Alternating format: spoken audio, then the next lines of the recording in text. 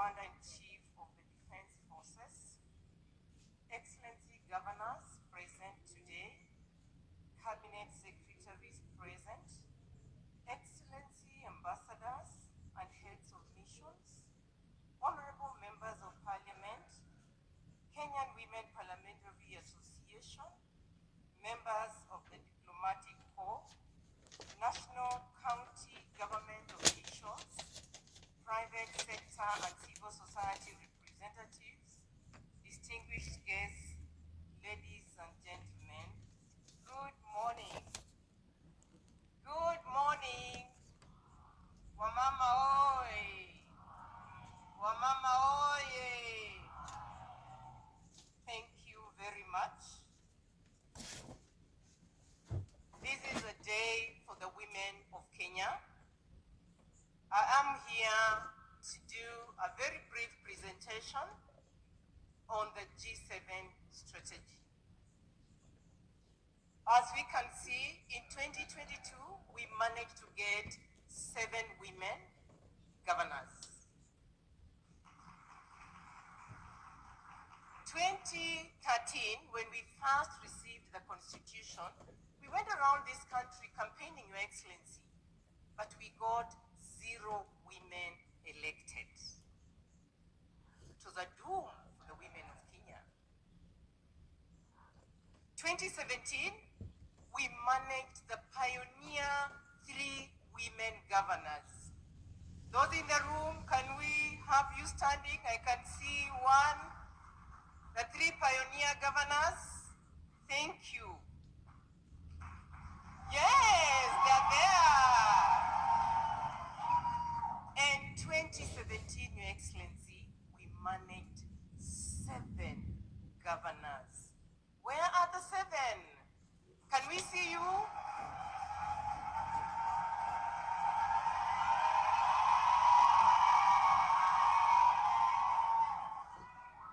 Those are the governors, Your Excellency, that are going to take this country to places. We put together a G7 strategy. G actually just standing for the governors. And in this strategy, we want to galvanize this country so that we see the women leadership bringing in what we desire. Quickly, I'll take just 5 minutes of the time to take you through the rationale of the G7 strategy. We hope that in this, we can enhance the participation and representation of women. Of course, we only have 7. We are aiming at 16 and more. Is that so? Yes. So we have then a strategy here that walks us that journey towards the next election. So we have 4 pillars, and in the first tier, we are seeing that we need to facilitate the retention, re-election, and transition of these women governors to the next level. Now, political figures with national influence of appeal, we can see on the platform there, and in this category, we still do not have a woman. We hope in the next election we will get a woman. Political party leadership and regional kingship is still heavily male-oriented. Parliamentary leadership, we have a bit of both men and women, and notable elected members and governors, we have both men and women, but the women numbers are still very, very limited. So the overall objective of the strategy of the G7, Your Excellency, and the members present in the room is first to enhance the women governors' political influence and leadership at the national and at the county level. Yes, they are elected at the county level, but we are looking at a situation where they also play politics at the national level. And this is a bipartisan women politician caucus. It's bringing together all the women leadership, their parties notwithstanding. The G7 are standing around those values: collaboration, partnership, integrity, equality, equity, inclusion, innovation, and professionalism. The vision is to have transforming society through visionary leadership to deliver the devolution promise. Of course, we have the devolution promise, and the mission is we're going to model women governors as transformative leaders and champions of inclusive political representation and participation. Your Excellency, members, the motto is Women Leadership, redefining the devolution agenda. The epitome of devolution we are seeing in the 7 women that are seated before us. Our clarion call is G7 as we have it now to G16 and beyond 16. This strategy has 4 pillars. And the first pillar is socio-economic development. How can we be the champions of ensuring economic development goes side by side with political development? We have the political strategy, and this is where we want to move the women to have more women in the political leadership, good governance, accountability, and access to justice. And we want to strengthen ourselves as institutional capacity in terms of what we deliver. Now, we see us moving to the next level, and we have the key result areas. One is strategic leadership in gender mainstreaming, gender responsive planning and mainstreaming and budgeting, ending gender-based violence, empowerment of vulnerable groups within society, compliance with international and regional reporting, accountability and access to justice, political leadership and representation in decision-making, gender-responsive programming, which then leads us to the role of this team. We have done the launch today as we're going to have it. We want to invest in communication and branding, civic education programs, monitoring and evaluation so that we see results of what we have, joint resource mobilization, and the G structure and organogram that creates unity of purpose in terms of what we want to do. The quick gains we look at is the post-launch dissemination of this strategy, the G7 caucus being established, developing leadership and mentorship programs aspiring to women leadership, dispute resolution mechanisms that are strong, using an advisory council, data and statistics, looking at 2024 as the baseline, and the interagency, intergovernmental relations forums that will support this, KEWOS at the Senate, KEWOPA in Parliament, Women's CS, PSS, MCS, and all the women of Kenya. What are the expectations from this strategy as we launch, members, Your Excellency? First is to provide women-led counties with development programs that support inclusive programming. 2 is to support the implementation of this program so that it becomes a reality. 3 is technical and financial support, which we'll be calling from yourselves and the partners that are in the room. And 4 is supporting capacity building initiatives, because this is where we want to be. And 5 is monitoring and evaluation. That is the strategy for the G7 that we are about to launch. I thank you.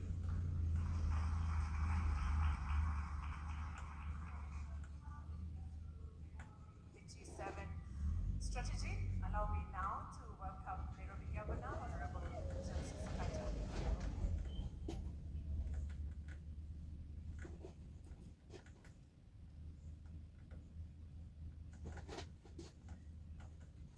Sana, Excellency, President of the Republic of Kenya, Excellency Governors, distinguished leaders, allow me to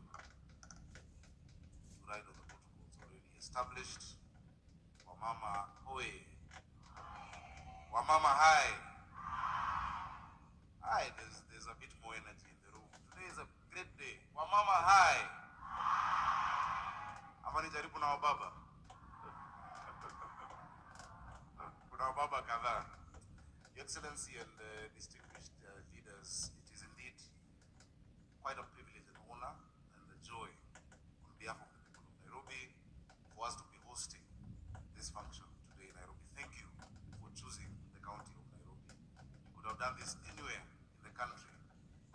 chose Nairobi not because of convenience, but because you are sure there's a governor who supports this cause in the county of Nairobi. Your Excellency, and my colleague governors will tell you, starting with my big sister Anne Waiguru, whom we really look up to. You know, you've shown exemplary leadership, you know, at the Council of Governors. You had a long journey with you from when we worked in the National Treasury. Cecily Mbarire, you know, with the indefatigable spirit, you know, a jewel in the east of Mount Kenya. Gladys Wanga, you know, who is setting the pace in many respects, being the first woman governor in her region, you know, and we were together in National Assembly and worked even later together.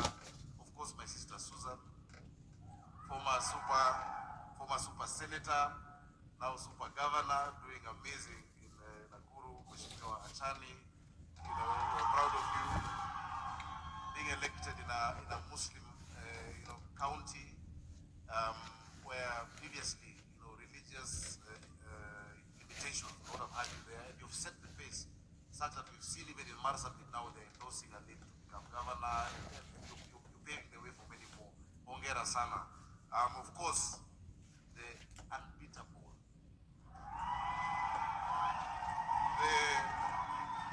the resilient, the indefatigable Kawira Mwangaza. You know, tomorrow my daughter will tell me she can be anything she wants to be in this country, whether or not it is political, because she will not know any glass ceiling or any limitation. Whether she wants to be president, whether she wants to be a doctor, whether she wants to be a governor, it will not be restricted. So we must applaud the women who've been there, who've set the pace. Of course, Mama Wetu Charity Ngilu, we recognize you. Thank you so much for paving the way from being the first woman presidential candidate in 1997. Masania Mama na Masania Ngilu. Many times you may not know what your individual actions reflect to people in society who may never meet you, who may never get a chance to say thank you, but you inspired a generation, and that is why the ladies to your left are where they are today. When President Obama came to Kenya in his second term, he said that when you exclude women from education, from opportunities, and from leadership, then you're only playing with half of the team. And how do you expect to win with only half of the team on the pitch? It is not only absurd, it is dumb. We need to have, and I must say that our claim to democracy as a country is tainted when half of the team is not voting. I'm very proud that the women of Kenya, in various aspects, have decided to wake up from the slumbers of apathy to the pains and joys of national consciousness, and you've refused to watch your destiny pass you by. Many times, and I will blame us as men, many times, not just in politics, but even in business, but even in the corporate world, we've made it seem that the biggest obstacle for women in excelling and getting to the top is your femininity. And many times we tell you, be like a man. I want to say there's nothing that is farther from the truth. The flavor that women leadership adds is much needed. That beyond the numbers and beyond budgets, your compassion sees faces. Your compassion sees people. So please don't try and say that for you to win these seats, kuwe kama wanaume, jikaze kama mwanaume. Hapana, kuwa kama mama. Because ni mama ndio tunahitaji. Nikimalizia kwa sababu wa muda, I am very happy that this G7 strategy is going to be done chronologically, starting with county 1 till 47. So by the time you get to 47, utakuwa nimemaliza. So mkianza kuongeza idadi ya wamama, tafadhali mwanzie number 1, 2, 3, ndo mmalizie Nairobi. And we will support because, and that's on a light touch. I am a he for she champion, I've been Hifoshi champion since I was a member of the National Assembly when I brought the amendments of what we today have as AGPO of 30% procurement opportunities for women, for youth, and for persons with disability. I'm proud of that legislation. I was a Hifoshi champion in the Senate, you know, not just legislating, but once, Your Excellency, there was a controversy when I led the Kewopa delegation to the CSW, and I said, issues of gender are not men versus women. You need male champions as well to believe in this agenda. And the minute you get men who believe in this agenda, like my brother Kimani Ichung'wah, who is here as a leader of majority, then you can make them put their money where the mouth is when they go to the floor of parliament. When we're talking about the two-thirds gender rule, when we're talking about all other interventions. I must recognize my sister, Binti Salachi, who has just come in. She's, I think, my only woman MP in Nairobi County. Out of 17, please let's appreciate Mheshimiwa Elachi. So asanteni sana, please feel at home. Nairobi is a very gender responsive county. And I know one day in the future, especially after 9 or so years, we will have a woman governor in Nairobi who I will support with all my heart. As we move from G7, you know, G16 hata ni kidogo, I think we can do better. And if we commit, and I want to say this without any fear of contradiction, to especially target, because you know we sit in the Council of Governors together, if we target the counties where men and women even, but men have done 2 terms, situanze na hizo. Sasa tukuje tuwa support kwa hizo counties watu wamefanya term 2, ndio tuendelee. Tusiwezi kuja hapa kujipotezea kazi. Na wapenda sana Nairobi, tunasema tuna walongo tough. May God bless you. And kweli na walongo tu kabisa. Sorry? Oh, sorry. I'm not saying Governor Wavinya.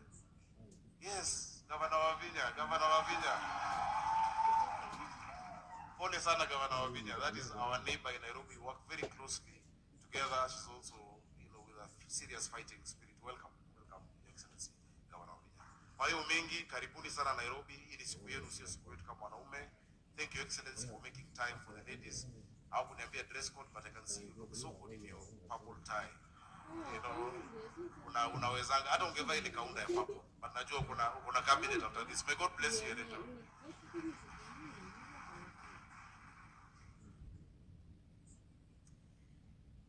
Allow me now to welcome Ann Mutabati, Country Representative, UN Women.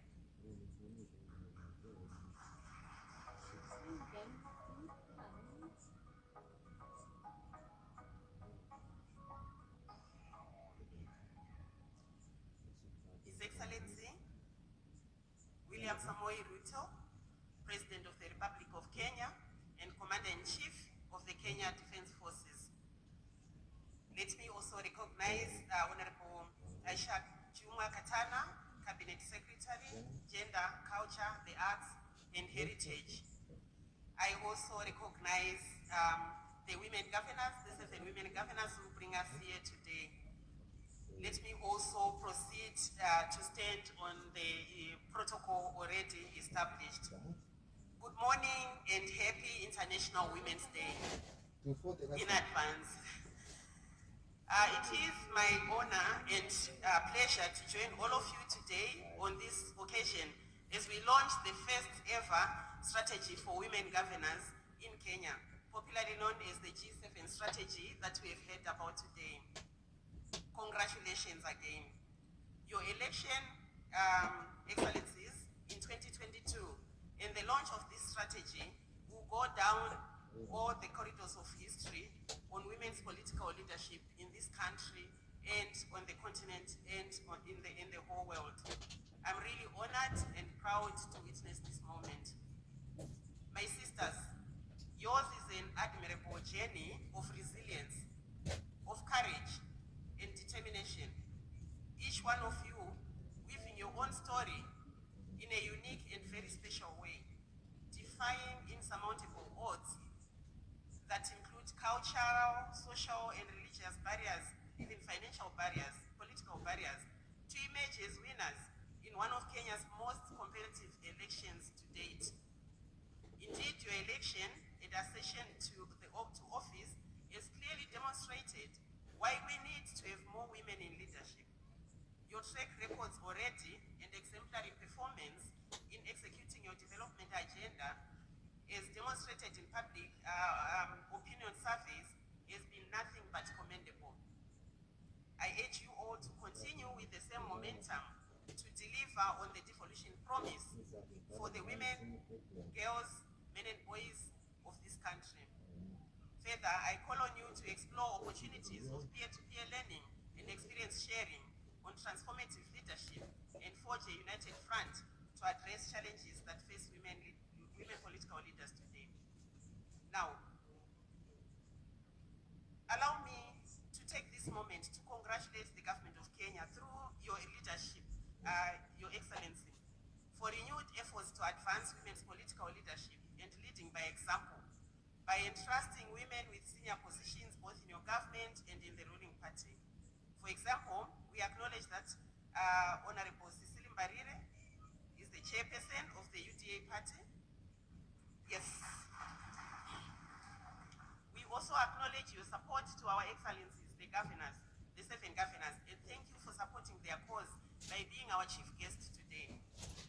Most importantly, Your Excellency, we appreciate your leadership and your commitment to the implementation of the not more than 2/3 gender rule in your term. Excellency, thank you very much. As we celebrate the 2024 International Women's Day, the most perfect gift that we can give to the women of this country is to ensure that we legislate for the 2/3 gender bill, which has been elusive for the past 13 years. I reassure you that you and women's support to this quest, and will continue to work with your very able cabinet secretary here, Honorable Aisha Juma, in this and many other interventions to advance gender equality and empowerment of women in this country. As I end, I would like to wish all of us a happy International Women's Day, and hope that we support the women governors as they deliver on the commitment and promise that they are making today. Asanteni sana.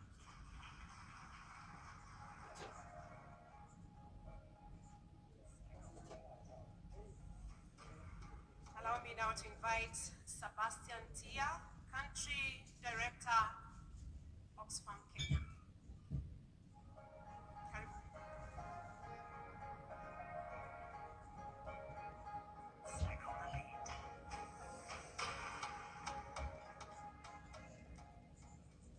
Your Excellency, Dr. William Samoei Ruto, the President of the Republic of Kenya, Commander-in-Chief of the Defense Forces, Your Excellency, the Governors, Your Excellency, representatives of the diplomatic missions, Cabinet Secretaries, representatives from the county government, civil society organizations, and private sector, distinguished guests, ladies and gentlemen, good morning.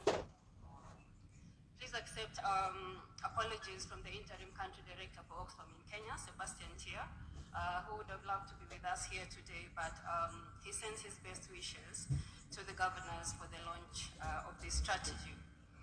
12 months ago, when we started this journey, in a room with the governors, representatives from the Council of Governors, Oxfam in Kenya and Oxfam US, we had a vision, but we didn't know this vision would be this big.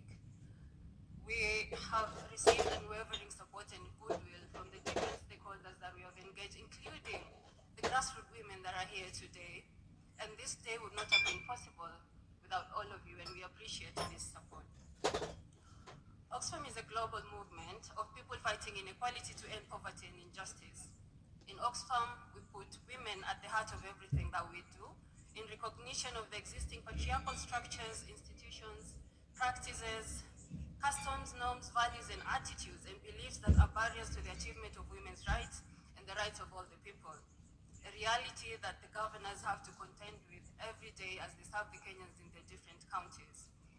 We believe that a just society is not possible unless women and girls have agency over their lives, and that the society needs to challenge harmful social norms and belief systems to ensure that we fully realize their rights. And so, in our quest to achieve gender justice, we work to ensure that women in leadership positions across different sectors have equal recognition and are shaping public policy, including decision making. We believe that women and girls face discrimination and injustice. It is both a cause and a result of inequality that drives poverty.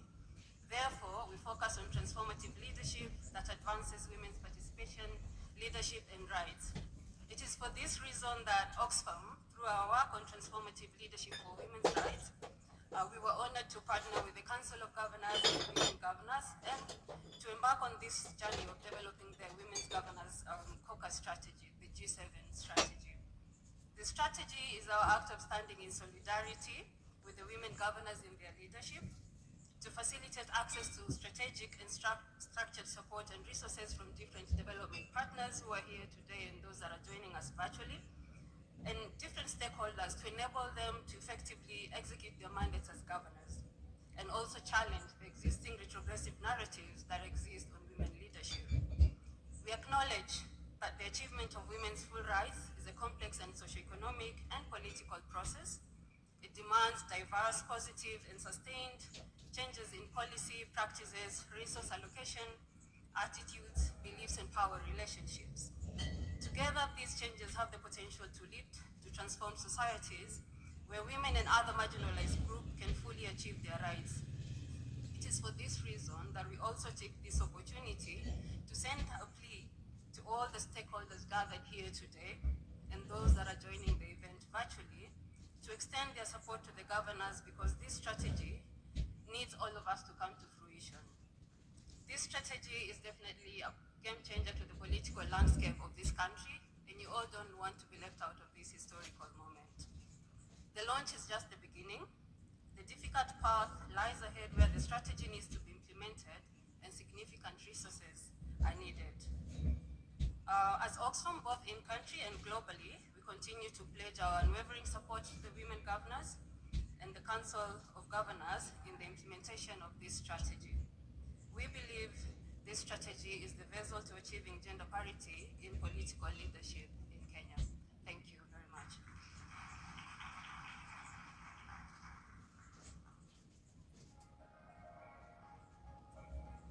The next speaker is a former governor and was among the first women to be elected in the country as governors. Let's put our hands together and welcome former Kitui Governor, Honorable Charity Ngilu.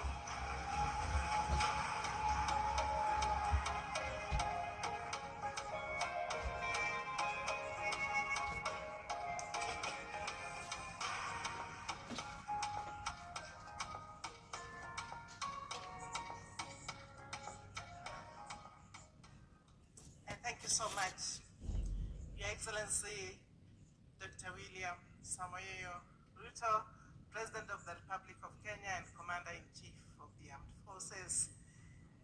Your Excellencies, Madam Governor Anne Maikuru, my colleague before I left, and now the Chair of Council of Governors, Madam Cicely Berire, Governor of Empowe, and indeed, the leader of the ruling party, UDA. And this is what we always advocate for. Your Excellencies, former day Governor, and a person I met when you were extremely young and still in college, Your Excellency, Madam Susan Kihika, Your Excellencies, Madam Chale Wale, Your Excellencies Fabinya Ndeti Machakos, Your Excellencies Kawira Mangaza Meru, distinguished guests, ladies and gentlemen, good morning. Today is a great day for us as the women of Kenya. And really, I want to first thank Your Excellency for gracing this occasion. Being here shows how much you support the women of Kenya and how far you want them to go. For us women, when we are supported this way, we really got to take this with both hands and to make sure that this G7 that has started today and strategy being launched today can go a long way in increasing the number of women in leadership in this country. When you work with the women, As Governor Sakaja has said, if you work with half in the field, half the team, you cannot achieve as much as you should achieve. So women need to be involved in every sphere of development. And I want to ask Your Excellency Anwar Guru, we are talking about increasing the numbers to 16. But may I ask that we should increase the numbers to 25, if not 47, having women governors in the 47 counties will really help the president to go forward. And indeed, let's start looking at the government itself, making sure that whoever president will be there will get 50% of his cabinet or her cabinet to be women. We must not be apologetic to what we want. And I want to assure you, Your Excellency, by the way, if you have more women in leadership, they will help you carry a lot of the work that you are doing. They will help you, and very well indeed. You'll be freer than you are today. Women, I think there is something I want to say here about politics. Something is worrying me very much. We women have seen here that we are going to make sure that we will work across political divide. All parties, we as women must come together and ensure that whatever party you are in, we will support you where you are. What for me has shocked me in the last few days is the new handshake, Your Excellency. And I thank you for supporting Baba to become the AU chair. But you cannot take him alone. He has many other people with him. He had many, many people with him. And I still need to understand, and I'll study this a little bit, to understand how this works amongst male leadership. Women don't do that. Since I haven't known how it works, I'll continue to learn how it works. For us right now today, we must make sure we increase the number of women. We go to the grassroots. Let's not leave it at the governor's level. We'll go to the grassroots level. We'll increase the number of women who are there. We'll identify them. We'll make sure that they are trained, they have got skills. We'll build confidence in them and ensure that we know the wards they are going to run. Increase the number of MCAs. Increase the number of women members of parliament. Increase the number of women governors. Increase the number of all women in their places. And of course, the final seat is the presidential seat. Don't run away from it. Women want it like yesterday. So, Your Excellency, the best you can now do, and I want to ask this for the women in office and out of the office, please help these women to mobilize resources to get to the villages and to ensure that women can be empowered enough. I want to say that I didn't know I was going to be asked to speak, but I'm happy you have given me an opportunity to say something. Governor Sakaja, Nairobi ni yako, lakini sioni wanawake vizuri hapa Nairobi. Tafadhali weka wanawake tuwaone. You cannot talk about he for she and we are not seeing it. You must walk the talk. And I'll be on your case. Your Excellency, and Anwar Guru, please, Governor, be on the President's case and make sure that we keep in on his toes to ensure that we have the numbers. I want to thank you very much for inviting me to say a few words. Please, women, young women governors, shine and shine and shine for Kenya. Asante sana. Thank you.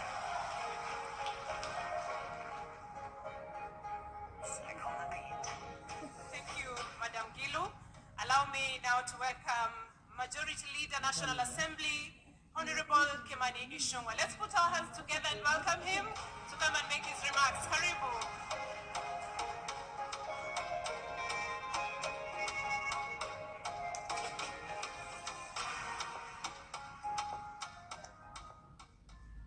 Thank you, Your Excellency, the President, the G7 governors, ladies and a few gentlemen in the room, good morning. Your Excellency, is indeed a great honor to be before such a gracious congregation of very many beautiful ladies, led by these very hardworking, transformative, and visionary governors in the G7 group. Your Excellency, let me begin with a confession, and I know you have also said it. At one point, I did mention to you that if we had occasion to have a referendum in this country, as we talk about G7 and moving on to G16, as the G7 has proposed, it was also my proposal that should we ever have an occasion to amend our constitution through a referendum, because it's a referendum question, we should probably have the governor's seat preserved and reserved for women. Your Excellency, I say that not just because I'm a father to 4 beautiful girls. Let me also disclose this morning, Your Excellency, that in my house, besides my wife and the 4 girls, my eldest daughter has a pet, which also happens to be female. So when in the last general elections last year, but one, Your Excellency, there was a loose grouping that called itself the Future is Female. They had a patron, and Governor Susan Kihika happened to name me as a patron of the Future is Female movement within the Kenya Kwanza and UDA. Your Excellency, I'm indeed honored that today our party chair is none other than Governor Cecily Mbarire.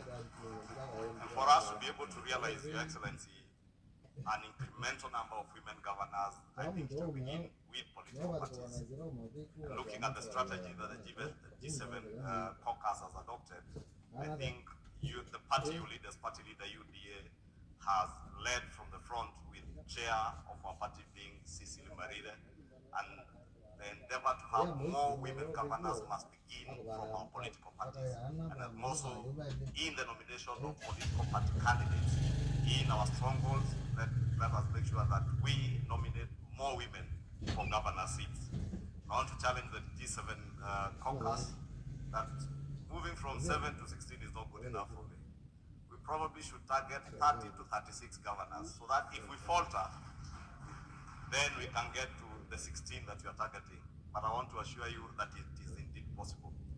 Your Excellency, if you saw the vision that this caucus has, transforming society through visionary leadership that will deliver on the promise of devolution, I have no doubt in my mind, Your Excellency, that that promise of devolution can and will indeed be achieved through transformative and visionary leadership coming from our women governors.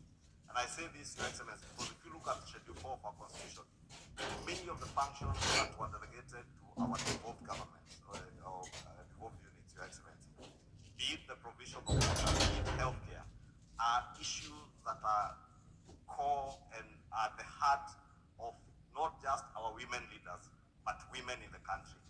And these women leaders, Your Excellency, I have to say, from my experience over the last many years that I have served with many of them, and I think I have worked with many of these governors currently here, Governor Kawera, Governor Governor Susan Kihika, Governor Wanga, Governor Cecily.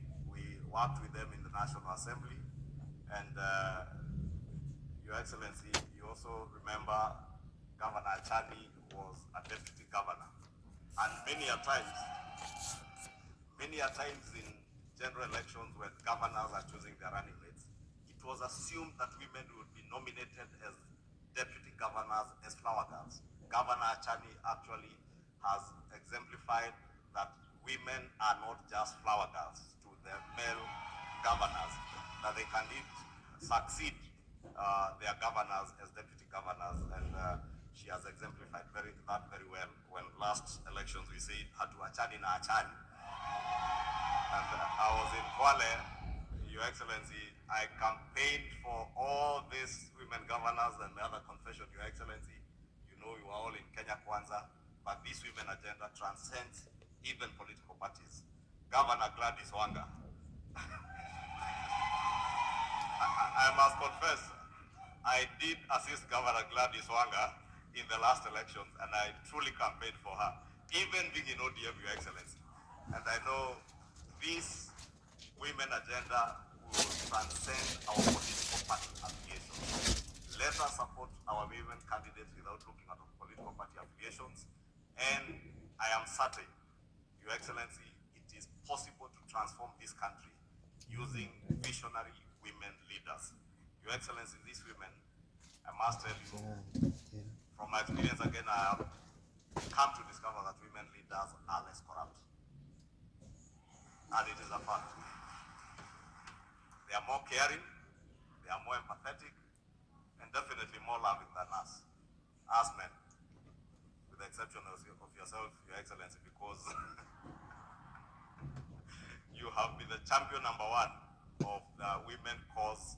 And I remember in the last general election how well you supported all our women candidates, including these governors who are here, and including the Honorable Aisha Jumwa, who now sits in a very special place, advancing the women cause as the Minister in charge of Gender Affairs.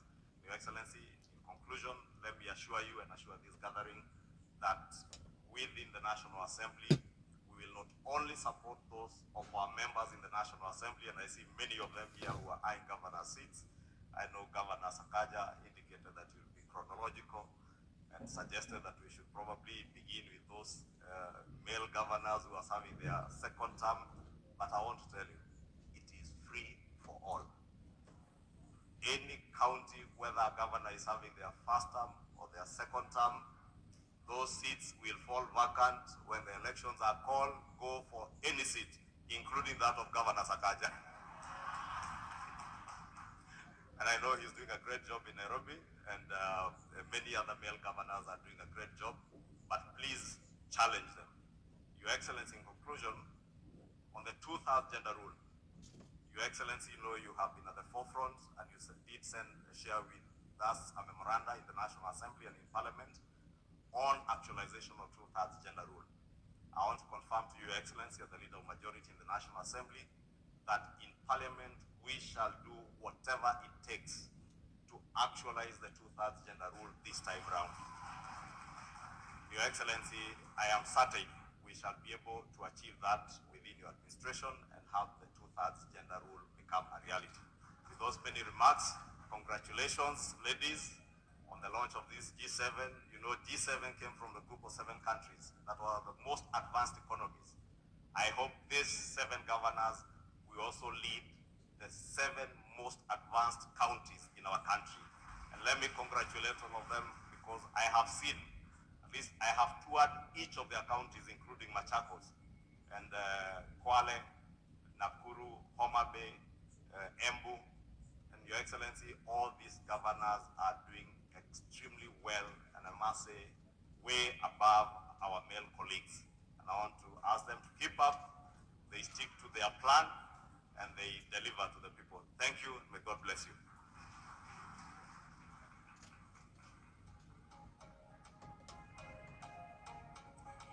It's now my pleasure to invite National Assembly Deputy Speaker Gladys Boschele to say a word. Let's put our hands together and welcome her.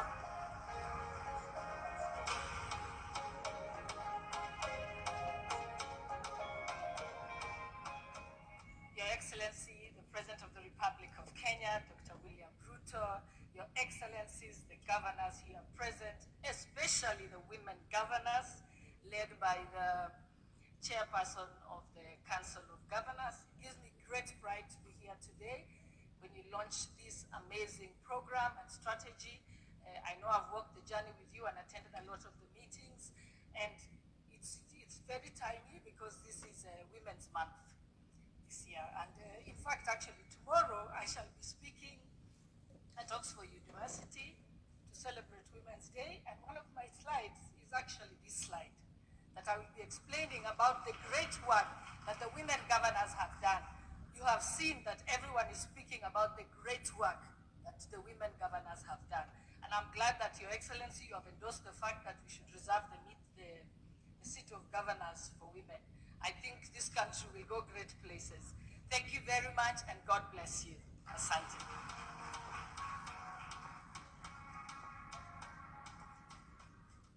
I now invite Cabinet Secretary, Ministry of Gender, Culture, the Arts and Heritage, Honorable Aisha Tumwa.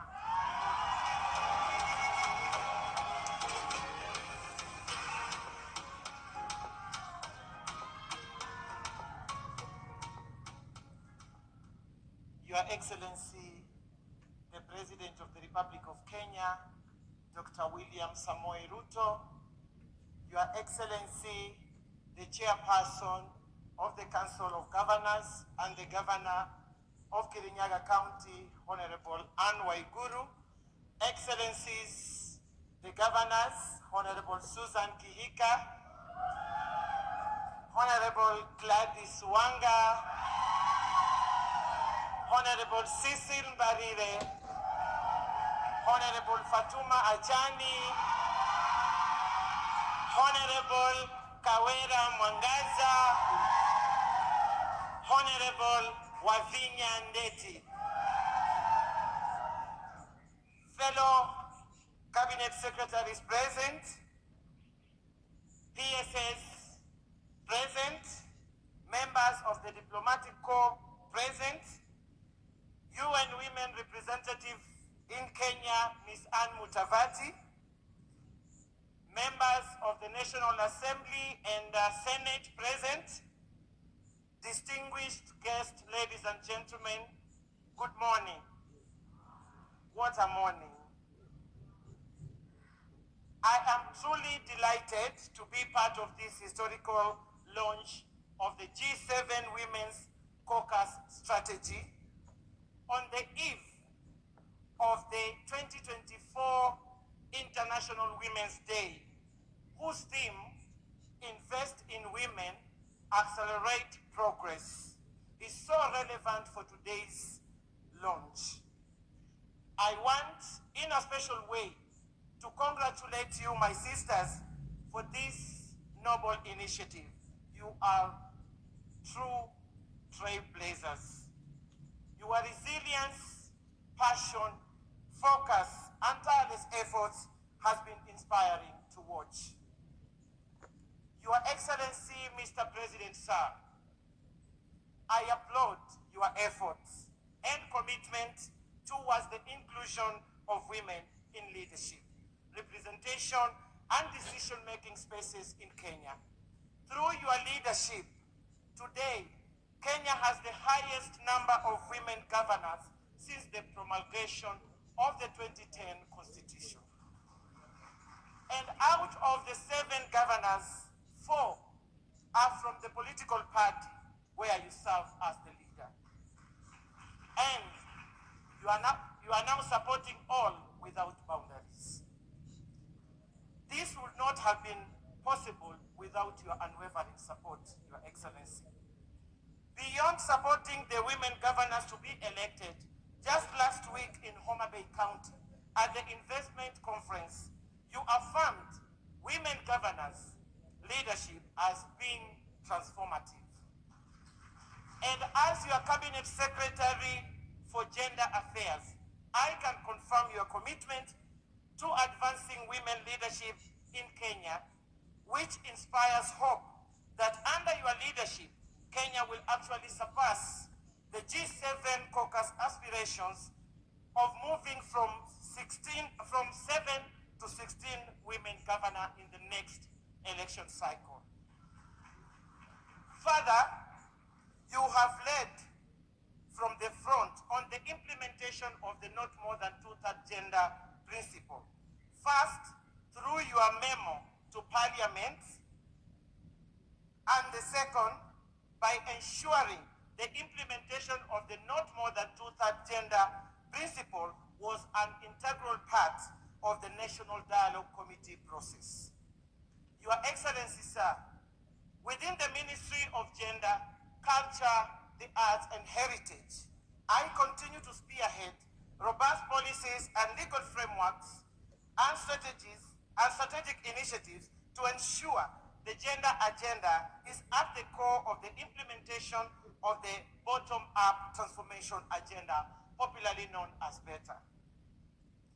Through a multi-agency approach, we are making good progress towards the implementation of Women Charter, which you committed to. And tomorrow, during the International Women's Day event in Empowe, we will share this progress. As we launch the G7 caucus today, I wish to confirm to you, my sisters, that the aspirations and the objectives of the caucus align with those of the Ministry of Gender, and I stand ready to support you. I am hopeful that working together as a team at the national and the county levels, the promise of gender equality is now within the reach.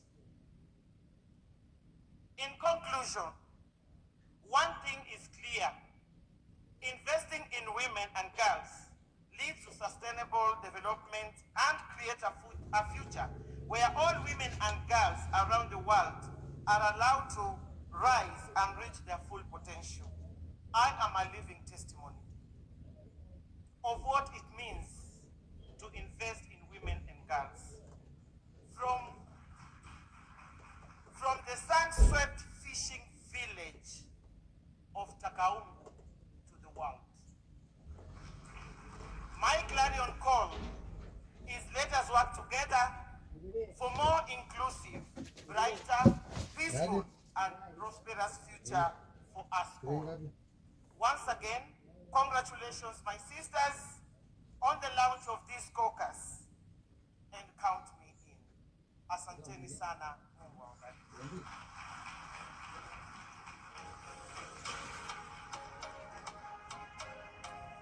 May I now request COG Chair, Madam Anwe Guru, to make her way to the stage and take over the program. Tumkaribishe kwa makofi.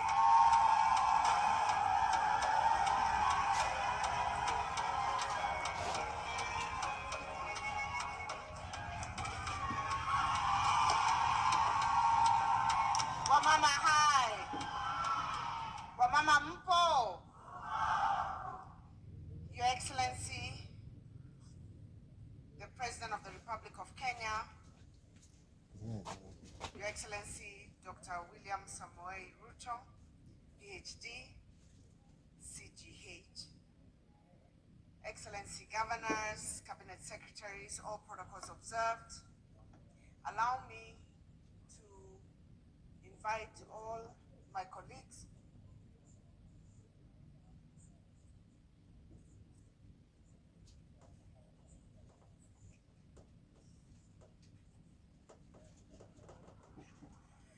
Semeni Women Power. I have just been informed that there is a quick video that is supposed to play before I call my colleagues. It's for 3 minutes. Those who are operating kindly, put the video up.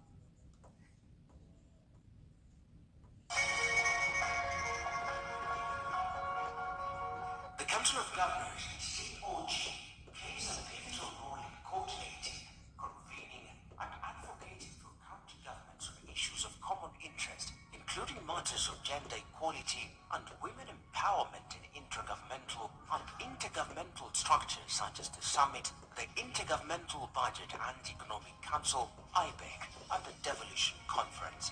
Following the implementation of the current Constitution of Kenya, the inaugural election held in March 2013 brought forth county governments comprising the first cohort of 47 governors who formed the Council of County Governors, COG. Regrettably, no woman governor was elected. However, there were 9 women deputy governors. Subsequently, during the second round of elections held in 2017, 3 women governors were elected. At the 2022 general election, this number rose to 7 women governors and 8 female deputy governors. It's really, really important to have more women at the table because I feel or I believe that there are some aspects or perspectives that women bring that may not necessarily be brought to the table if there are no women at the table. This marked a significant milestone for the Council of Governors with the election of its first female chair, Her Excellency Anwar Guru, who is now serving a second term.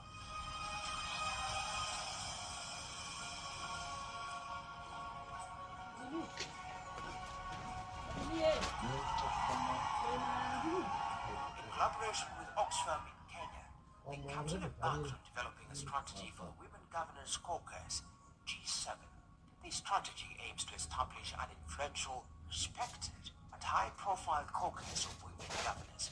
Additionally, the G7 strategy is designed to support female governors in showcasing the impact of devolution through transformative leadership, effective governance, and mentorship of women and girls. In this regard, the strategy is anchored in 4 pillars that are crucial to advancing women leadership and fostering inclusion. Socio-economic development pillar emphasizes the critical role of comprehensive, disaggregated cross-sector data on gender and service delivery.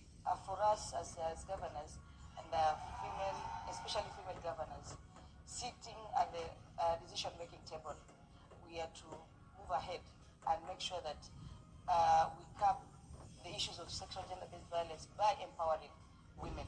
We used to have so many early marriages because the girl child could not be taken to school because of poverty, and even the disabled could not be taken to school because of poverty. Recognizes that good governance is essential for progress, resting on pillars of transparency, participation, and fairness as enshrined in the Kenyan Constitution. In order for you to deliver on your development agenda and on the services that you provide to the people, financial stewardship comes first. You must ensure that the resources that come to the county are well utilized in a transparent way and accountable way that people are able to see value for money. Political strategy. This pillar recognizes that true change does not stop at increased numbers. You see, as a woman, you must have a strategy. You must know how you want to brand yourself so that you can sell yourself to the people. You must have your ideologies and what you believe in, yeah? And then stick to them. It is about creating an environment where women can not only participate, but also have their voices heard, their needs addressed, and their leadership recognized as pivotal to shaping the future of devolution in Kenya.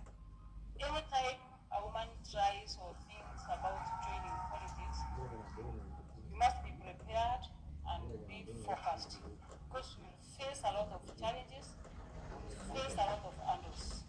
You must be focused. As for me, I was so much focused that even after a lot of hindrances, like impeachments and what have you, I still had a vision and mission about the manifesto and the promises that I made to the people of Meru. Institutional strengthening recognizes the necessity of capacity building at all levels for the Women Governors Caucus to fulfill its mandate, including investing in institutional, organizational, and individual staff resources. With regard to engaging in training and capacity building, it's very critical for good governance. If you're going to mentor, or if you're going to transfer skills, if you're going to have efficient and effective institutions, training and capacity building has to be a continuous thing that you do. Additionally, mentorship is highlighted as a key strategic imperative for the development, progression, and empowerment of women leaders. Transformation is a powerful word. It's not change. You can change without discomfort. But when you want to do transformation, there will be resistance, there will be discomfort, there will be, people refusing, and you need courage to transform. And what is needed in our country is really transformation, where people can't recognize what they left. As the G7 strategy unfolds, the journey towards gender equality in governance is ignited. A new chapter in Kenya's political narrative, one where women's voices are heard, their contributions valued, and their leadership celebrated. G7!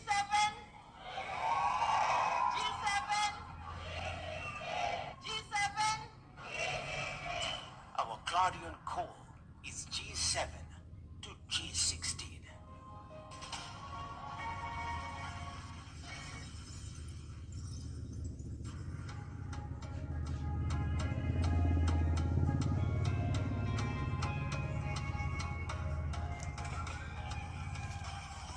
Your Excellency,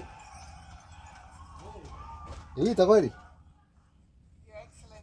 have just looked at that video, and we know that the people preparing it are planning to take it to CSW. But we have seen some of the shots. Some of us were not looking like we were in a moment of jokand and brouhaha, considering we were in Homa Bay. So we are going to be requesting that video be redone just a little bit when we look a little bit more vibrant. But you've seen what the G7 is about. Allow me, Your Excellency, very quickly to request all my colleagues to come in front. We will not take more than 10 minutes. Makofi, tafadhali.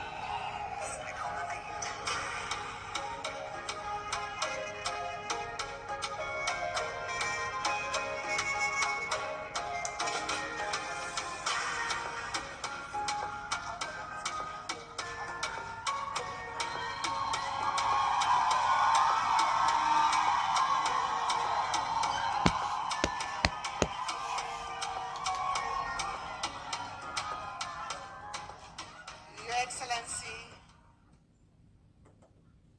I will request my colleagues to each speak for a minute. We've all agreed that we'll be very brief, so I will not be introducing them. I'll just move to the end and come back to make my welcoming remarks. Thank you. Thank you very much, Your Excellency, the President, and my colleague governors, and really standing on all existing protocol. I see members of Kewopa here, and I'm tunashukuru sana.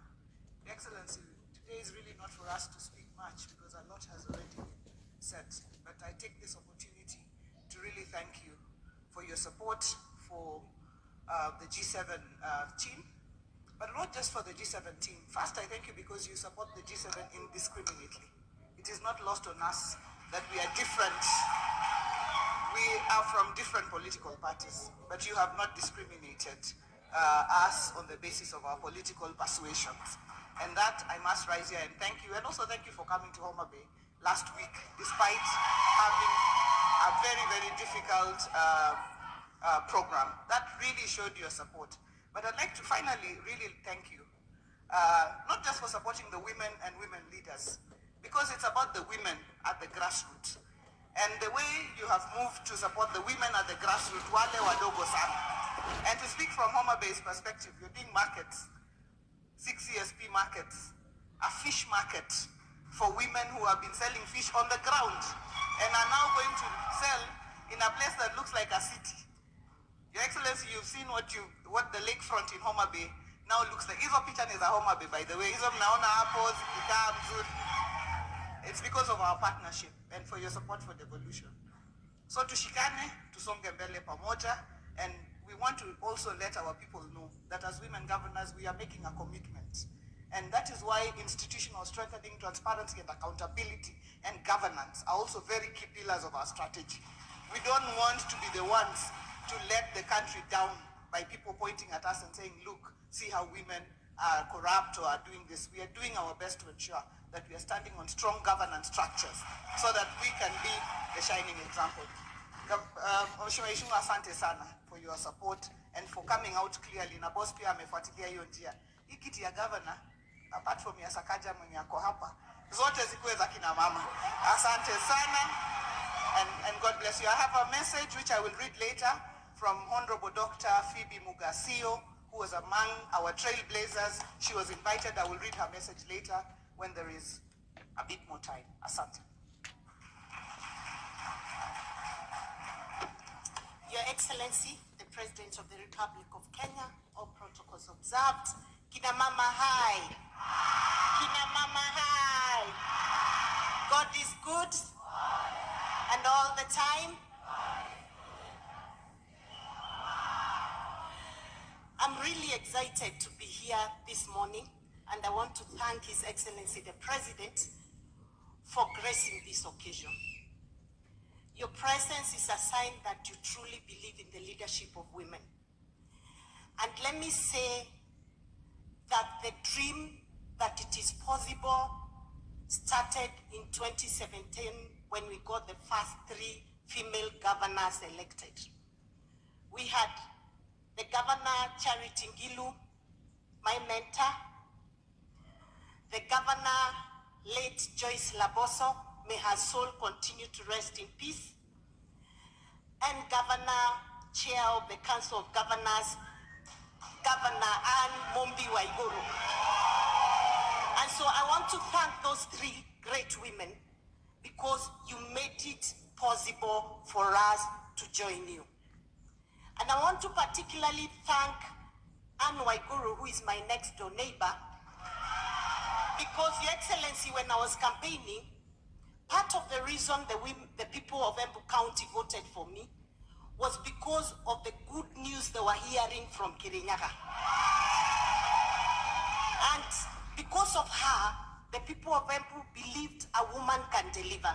Thank you, my sister, for making it possible for me to campaign easier and to give an example of you as my next door neighbor. That's the impact of female leadership on other women. When you do well, you affect the next woman and the next woman and the next woman. Your Excellency, I'm proud to say that of the 7 female governors, 4 were elected under the UDA party. The party, the ruling party, and the party where I am chair. And the reason I'm saying that is because it takes the conscious effort of a party, of the leadership of the party, to get women elected. Your Excellency, let me take this opportunity to thank you. On behalf of all the women from UDA standing here before you, to say thank you, because you went out of your way to give us the support we needed to be able to win. And let me tell these ladies that the biggest mentor we had in our team was His Excellency the President. And I'll give you a very short story of less than a minute. When we were going to the nominations, we were very scared as the women running in single-member constituencies and running as senators or running as governors. One, we wanted to be assured that the nominations would be free and fair. And we didn't believe, out of experience, that we would get that fairness. So we called our party leader, His Excellency, and told him we want to meet him as the women. And we met him at a hotel late in the night because we had come from campaigns and he was very tired, but he came. And we were all in a state of panic. Tunasikia tunapangiwa na hawa wanaume, Your Excellency. Sisi, tuambie kama you'll protect us and ensure we have free and fair nominations. And that is what he ensured happened, that we had free and fair nominations in the UDA party. But on that same day, he did something very interesting. He told us, I want to advise you ladies, because we had been going around campaigning, and he had this ladder he had created where we used to climb. Before, we used to climb on the bonnet of his car to speak to the masses. And it was the most gender difficult platform for us. And so when he saw we were struggling, because sometimes we had to be pushed up by the men, he created a ladder where we went up the staircase and stood up there. And he did it for the women. But on that day he said, you know, I have now created that ladder mahali munaeza enda juu pole pole, lakini wear long dresses and wear rubbers. Toeni hizo long heels zenu muachane nazo, tuko ground sasa, tutafute nini? Kura. And then I remember even went further and said, na uko ndani ya hiyo nguo, vaa baika malong. And you know, I don't know whether he knows what that meant for us. Because it meant then he's thinking very, very deeply about ensuring we have an enabling environment to do our campaigns. So Your Excellency, thank you very much. We wore the bikers, we wore the rubbers, and we are here today. So we will continue to wear them, but for now we want to deliver. I want to kindly request Your Excellency, the same way you held our hand before elections, the same way you have held our hand in the last 1 year. I know sometimes you get pressure from men asking you, kwa nini kila wakati tunakuona umeenda Nakuru? Kwa nini unaenda Homa Bay?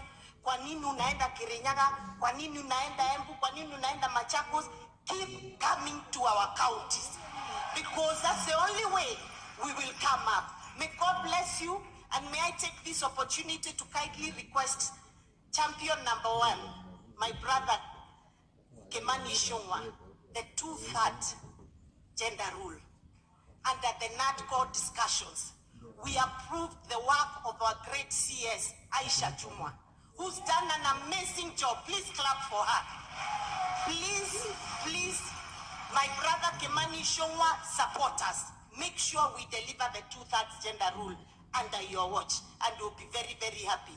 Finally, you're all welcome to Empowe County tomorrow for the celebration of the International Women's Day tomorrow. Thank you very much.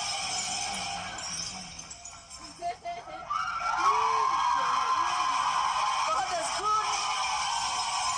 God is good. And all the time, Wamama high. That's a bit low. Wamama high. Your Excellency, I'm really so excited to be here this morning. And for me today, I'll just speak a little bit about how when we have somebody like His Excellency, who is the party leader, who is a party leader and now the president, obviously, but back then when we were running, who was our leader, who supports truly, not just in word, but in action, what that means in making sure that more women get elected, more women get nominated, more women are appointed to different positions, because that's the only way that we can have many numbers and eventually get to the top. Very quick story, Your Excellency, let me tell them. His Excellency was that one big brother, like you had say to us. So some of us woke up and decided we wanted to run for governor.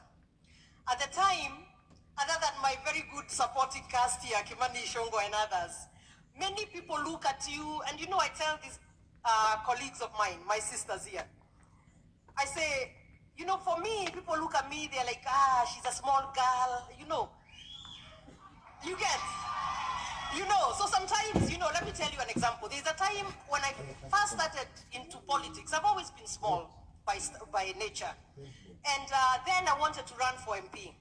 And my dear mother gave me her driver to take me because I was new in the country and I didn't quite know the boundaries. So I walk with this driver, he's big and me, I'm small, and we walk into a room and everybody's saying, Mheshimiwa, to my driver now. I mean, so it's always been that kind of thing. But this is what I wanted to say when I say that. His Excellency, the President, made sure that he wanted to really help us until we got to the finishing line. So every month or so, we would do polling, Your Excellency. Let me just reveal that a bit, so they know what it takes. We would do polling in our areas, and you would have your numbers projected, how you are doing, and we are in a room full of people. Where people sometimes everybody looks down, they don't want to look at your face, because now you're trailing this week. And one day, His Excellency told me, Susan, I don't want to see you in Nairobi again. Go to the ground and live there. And he told me, you buy rubbers, and if you don't know where to buy rubbers, I will buy for you. So even today, when I woke up and wore my heel, Your Excellency, I just wanted to tell you that by you making me buy rubbers and stay in that county, I was able to finally deliver. But saying all that to say, you really are so supportive that I wish and I pray that everybody around us, all of us women here who want to run, can get that kind of support. And I want to say that we, even as we begin this G7 and now to G24, and I'll reverse myself there on the G16, I pray that for you sisters, whose hands you want held, that we shall be up to this task as we work hard at retaining our seats, because we also can't increase by reducing our numbers, other than our governor here who will go a bit further up because she's a second termer. I just want to tell you, my sisters like Mokami who are here, Haika, you know your governor is a second-term governor. Haika, wale wote wanataka kusimama. Ni wengine wangapi?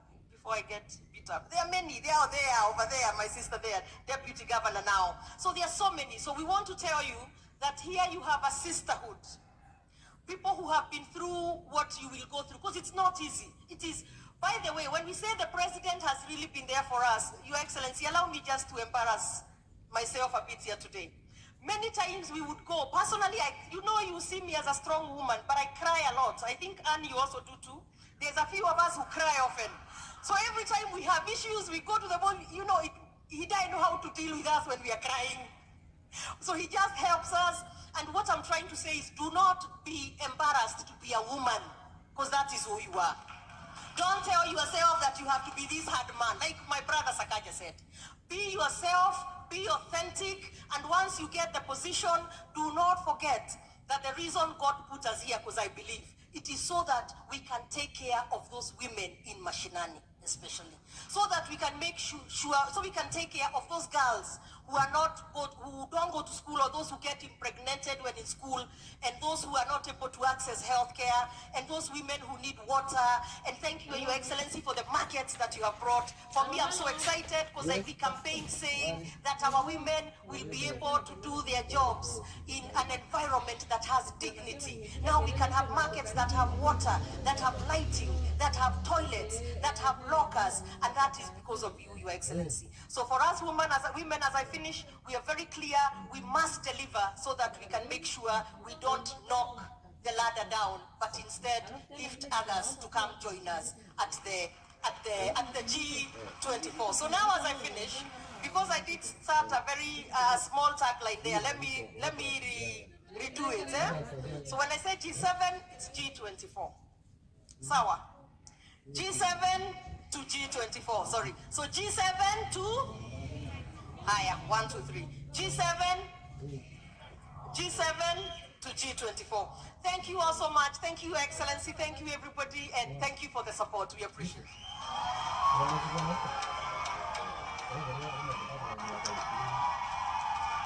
Thank you very much, Your Excellency, the President of the Republic of Kenya, Madam CS, fellow governors, Majority Leader, National Assembly, all protocol observed. Good morning. It's my pleasure to be here today, and I must say I appreciate His Excellency the President. He came to Kwale several times to campaign for me.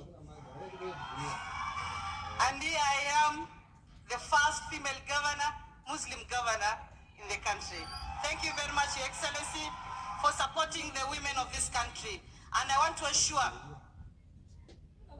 the people in this room, we are delivering on the promises of devolution. And we're already in Kwale, by empowering women, financial empowerment.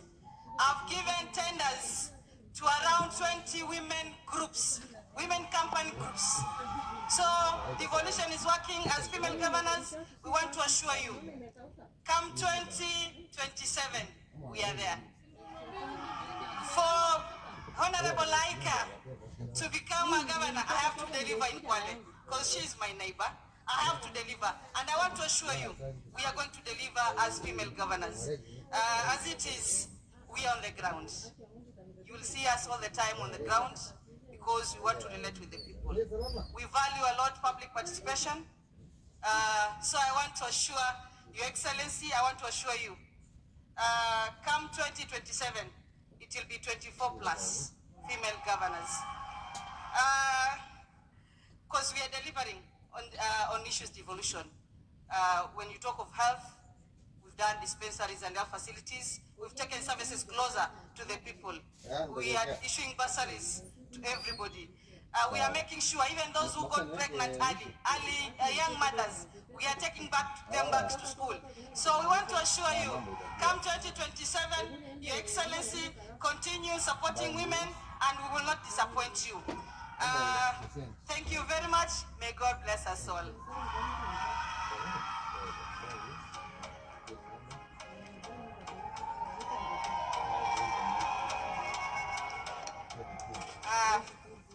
Your Excellency. Excellency, the President of the Republic of Kenya, William Samoei Ruto, my fellow governors, na Wakenya wote, amjambo. Amjambo tena. Bwana Yesu asifiwe. Asifiwe tena. Assalamu alaikum. Your Excellency, we are here today to launch the G7 ya kina mama wale walichaguliwa kama magavana. Kuchaguliwa mama kama gavana sio kitu rahisi. Some of us tried for 10 good years to be governors. Na tukiangalia kaunti zote, Your Excellency, ukiangalia Machakos, senator ni mama, governor ni mama,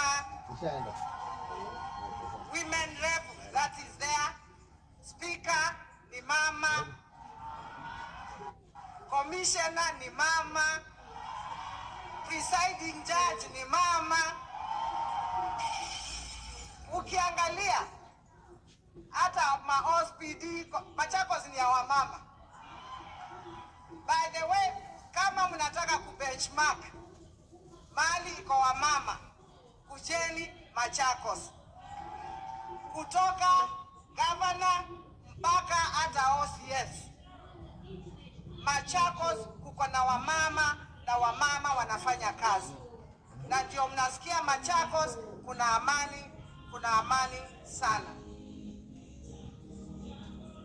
Vile ningependa kusema kama parties, vyama waangalie, na mimi nashukuru sana kama chama yetu ya Wiper imejaribu, UDA imejaribu, ODM imejaribu. Wananiambia niseme UDA imefanya.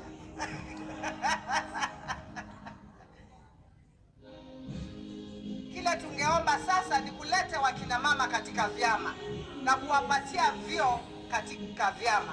Mnajua mkitupatia kazi sisi kama kina mama, as we are always there to deliver. Kwa sababu ile kazi tuko nayo, sisi ni kazi ya kufanyia Wakenya na ile nyingine ni kazi ya nyumbani kwetu. Sisi hatuna mambo mingi. Kazi ni mbili, kwa hivyo akina mama wakisapotiwa, tutaweza kuendelea vizuri.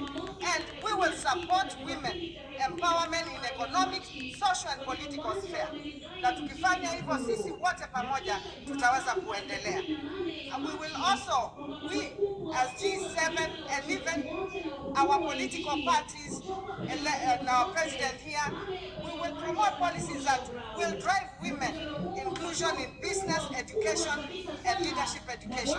We are not just looking at politics. We have to look at business, education and leadership opportunities. Tukiweka kina mama walemavu wenye majeraha ya uti wa mgongo, saratani na uvimbe, vidonda, wenda wazimu, matasa, virusi vya ukimwi na magonjwa mengine yote chini ya jua.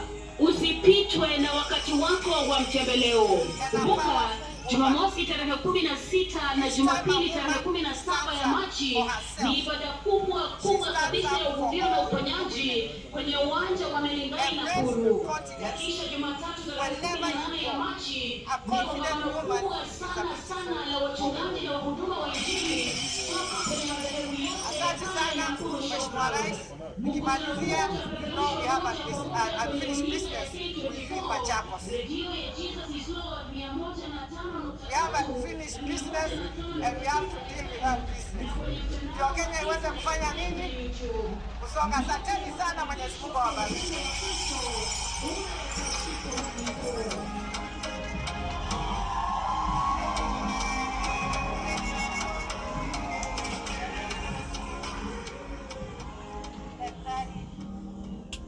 Rais wetu tunayependa sana, Excellency Governors, Governor Sakaja ambaye ametuhost siku ya leo, viongozi wote, hamjambo. Your Excellency, kwa hawa mama wote ambao unaona hapa mbele, the only governor ambaye alipewa nafasi ya uongozi akiwa independent candidate.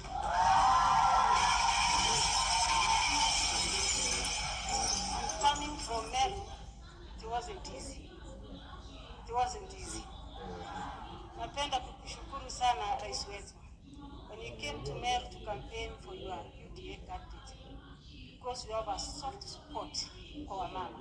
Au kunigonga. You are so kind to women and we really appreciate kama kina mama. Napenda kukupongeza rais wetu.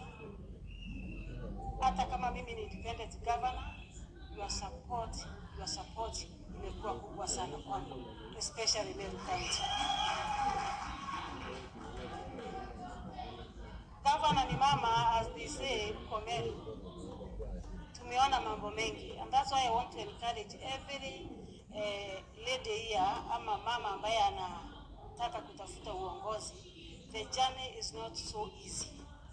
It's not so easy. Lazima uwe prepared psychologically, lazima prepare your family because the journey is a bit tough. For me as a governor in Meru, rais nakushukuru kwa sababu ya maombi yako ambayo umeniombea. You know I've been impeached thrice, mara 3. Mara ya kwanza koti ikakataa na mimi. Mara ya pili Senate ikanirudisha nyumbani. Mara ya 3 Senate ikanirudisha nyumbani. Na kwa hiyo safari yote rais umekuwa ukiniombea.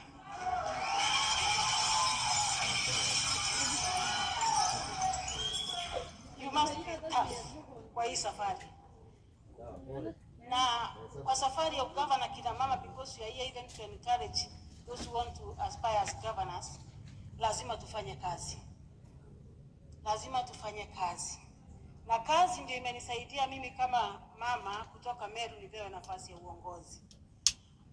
Nataka kuambia kina mama siku ya leo, because we started a journey from G7 to over G24, that we must work hard and at the same time tuangaze kazi ambazo tunafanya mashinani. We cannot be given positions just for the sake of because we are women. Lazima tufanye kazi na kazi ionekane. I always tell leaders that any good job that we do, minus marketing, minus publicity, it's like winking to a beautiful girl in darkness. So we must work hard na tuangaze ile kazi yote tunafanya, watu watujue kama kina mama na watupee nafasi ya uongozi. I wish you well kina mama wote. Asante rais kwa sababu ya nafasi ya kutupatia nafasi ya kuonekana Kenya mzima ya kwamba kina mama wanaweza. God bless you. God bless you. God bless you. Thank you very much. I may now request my colleagues to take their seats. Makofi kwao tafadhali.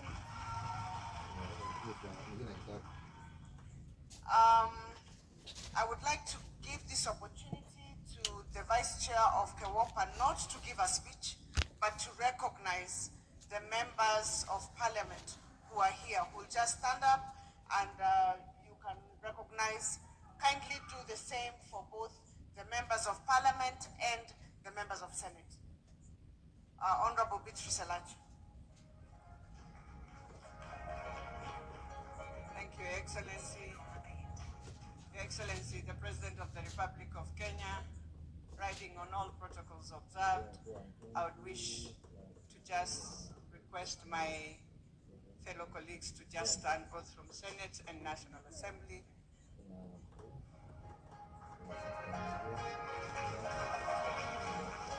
So I'll start from behind there. I can see our sister nominated in the National Assembly, Irene Mayaka. I can see my woman rep from West Pokot. I can see Senator Miraj, Susan from Tharaka Nithi, woman rep, Senator, our SG and former SG, Veronica. Nominated Senator Gloria, my woman rep from Nyeri, who stands in for my mother, Kami. Our woman rep, Taita Taveta Haika. Senator nominated, Senator Muma. Good. We have Ndonyo from Kisii, our woman rep. We have our commissioner, Mishi, and I think that is the team that has joined us. Oh yes, the woman rep of Nyamira, Jerusha, and we have our woman rep from Homa Bay, Ben Suda. We have the woman rep of Vihiga, Beatrice Adagala. We want to appreciate you and to really thank you as the G7 that we shall ride on you. May God bless you. Thank you very much. Thank you very much, Vice Chair of KEWOPA. I would like to take this opportunity to recognize all the PSs present. If you just rise up and wave. I am told you're quite a number. I may not know you by name, but feel welcome. Welcome and thank you for honoring us. I would also like to request all the members of the county assembly, MCAs from the various counties, to kindly stand up and wave, and I think they make the majority of the teams here. Kindly clap for them. Thank you very much. And finally, I would like to recognize the deputy governors, female deputy governors who are here. I think the ones who are here are female, not that I'm leaving out the men. And I will just call your name and you wave. Her Excellency Dr. Yulita Mitei from Nandi, Excellency Lucy Mulili from Makueni, Excellency Jennifer Batiani from Bungoma, Excellency Christine Kilalo, Taita Taveta, Excellency Philomena